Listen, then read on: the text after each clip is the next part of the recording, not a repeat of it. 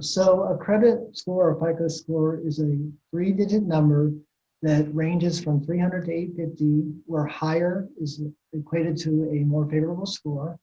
And lenders use this score to help them in their credit evaluation process determine if they're going to extend credit or not.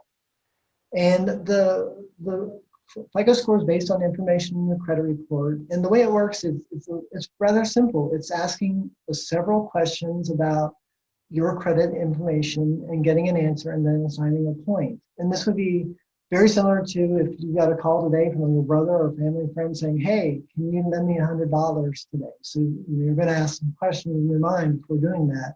And the score is basically doing the same thing, but from a statistical perspective. And the score is based on 5 broad categories in the credit report.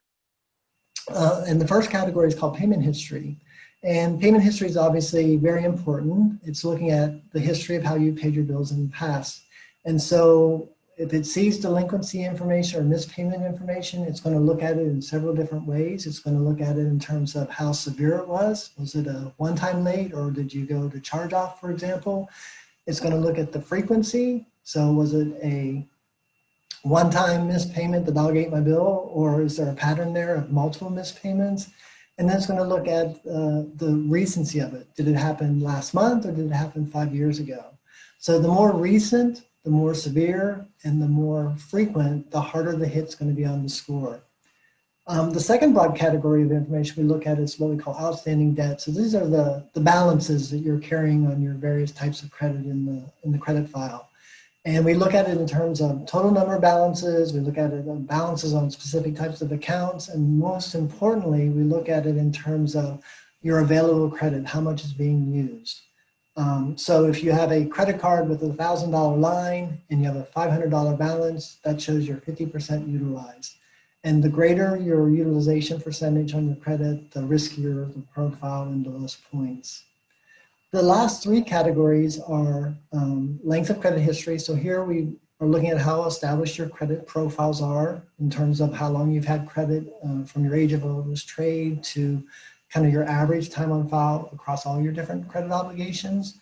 And again, the longer your credit history, the more positive that translates into the score. And then pursuit of credit, here we're looking at, are you out there seeking a lot of new credit? So inquiries and opening of new accounts being reported. And the data shows that the more new pursuit of new credit, the riskier the patterns and the points will accommodate for that. And then the last section is what we call credit mix, which is just looking at, what are the types of credit that you're using in your credit profile.